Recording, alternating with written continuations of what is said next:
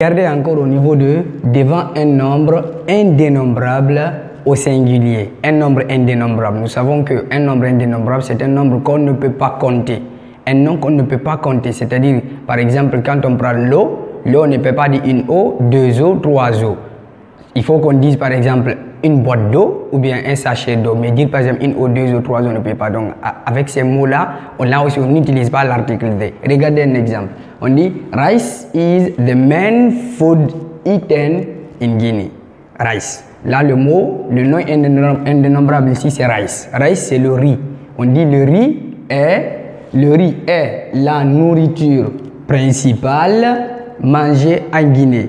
Le riz est la nourriture principale mangée en Guinée. Ça veut dire quoi? Ici encore, le riz, on ne peut pas le compter. Alors, lorsqu'il s'agit du riz, des noms indénombrables, du riz, de l'eau, du sucre, du sel, du miel, etc.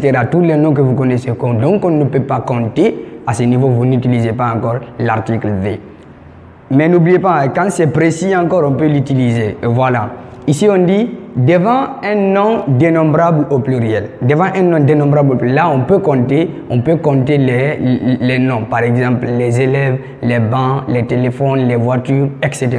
Là encore, on dit, regardez l'exemple, on dit do you like horror films? Do you like horror films? Ici, le nom dénombrable, c'est films. Films. Regardez, ça signifie quoi? Est-ce que vous aimez les films d'horreur? Est-ce que vous aimez les films? Vous voyez, il y a les, mais en anglais, il n'est pas présent parce que ici, le nom est dénombrable et puis pluriel. Donc, on n'utilise pas encore l'article V quand il s'agit d'un nom dénombrable au pluriel. Parce que ici, on peut compter les films. On peut dire un film, on peut dire deux films, trois films, quatre films. Donc, on n'utilise pas l'article V. Maintenant, la réponse, il dit yes, I like horror films. Oui, j'aime les films d'horreur. Là aussi, il n'y a pas d'article V. Alors, encore, on dit devant les noms des pays, continents ou régions. Quand on parle des noms des pays, on n'utilise pas l'article V. Des continents aussi, ni des régions. Regardez des exemples. On dit ici, on donne les pays ici. Vous savez, en français, tous les pays sont précédés d'un article. Parfois, c'est le, parfois, c'est la, parfois, c'est l'apostrophe. Et parfois, c'est les. Regardez, on dit Guinée. Guinée. Traduction de Guinée, c'est la Guinée. Il y a la en français, mais en anglais, il n'y a pas V. On dit Ivory Coast. Ivory Coast, la Côte d'Ivoire. En français, il y a la, mais en anglais, il n'y a pas d'article. Sénégal. En français, on dit le Sénégal, mais en anglais, on dit tout court Sénégal. Pas d'article. Mali. Là aussi, on n'a pas besoin de dire le Mali ou bien the Mali. Il n'y a pas d'article. Alors, au niveau de tous les pays, quand vous voulez parler d'un pays, vous n'utilisez pas un article défini, ni the. Il n'y a pas de the. Exception. Exception pour les pays au pluriel. Les noms des pays au pluriel, les États fédéraux, par exemple États-Unis, ou bien, regardez ici encore États-Unis, même en français on dit les États-Unis, là c'est pluriel. Donc en anglais aussi, quand c'est un nom des pays au pluriel, vous utilisez l'article, vous dites the USA, the United States of America. Vous utilisez l'article. The Netherlands. Là aussi, sont les Pays-Bas. Les Pays-Bas. Alors, tous les pays au pluriel, en français, en anglais, il y a toujours un article V. Mais si ce n'est pas un nom au pluriel, il n'y a pas d'article. On dit simplement Guinée, Mali, Sénégal, Ivory Coast, Sierra Leone, Liberia, Japan, France, etc. Alors, ici, au niveau des continents, là, on sait qu'il n'y en a que 5.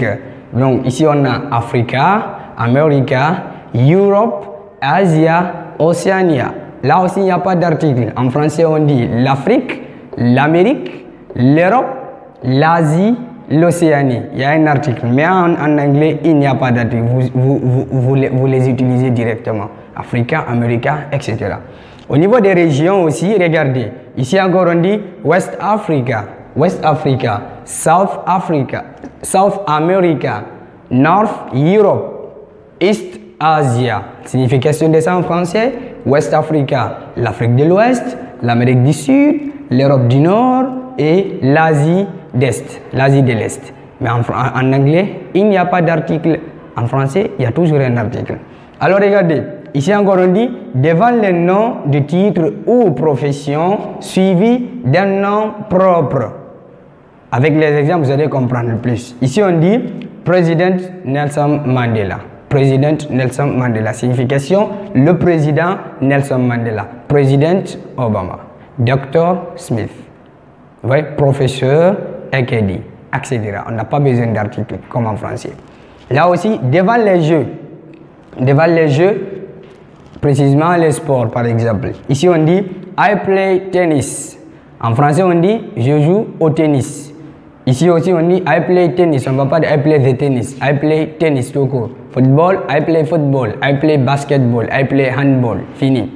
Maintenant, ensuite, un autre bonus qu'on n'a pas mis au tableau, c'est que pour parler encore d'une langue, par exemple, pour dire je parle le français, je parle l'anglais, je parle le poulard, je parle l'espagnol, je parle l'arabe, je parle le soussou, on n'a pas besoin de dire encore là-bas I speak the French, I speak the English, I speak the poulard. On dit tout simplement I speak English, I speak poulard, I speak soussou, I speak Maninka, I speak English, I speak Arabic. On n'a pas besoin d'article. Voilà. Donc ici, on y met là, il est mis devant les instruments musicaux. Les instruments musicaux, par exemple, she plays the guitar. She plays the guitar. Ça veut dire, elle joue au guitare. Elle joue au guitare. Alors c'est comme ça. Le résumé, c'est quoi? C'est que en anglais, on ne prend pas l'article the comme on veut. En français, il y a toujours un article défini avant un nom. Il y a le, il y a la, il y a l'apostrophe, il y a les. Mais en anglais, vous n'utilisez un seul article qui est the. On ne l'utilise que lorsque c'est précis.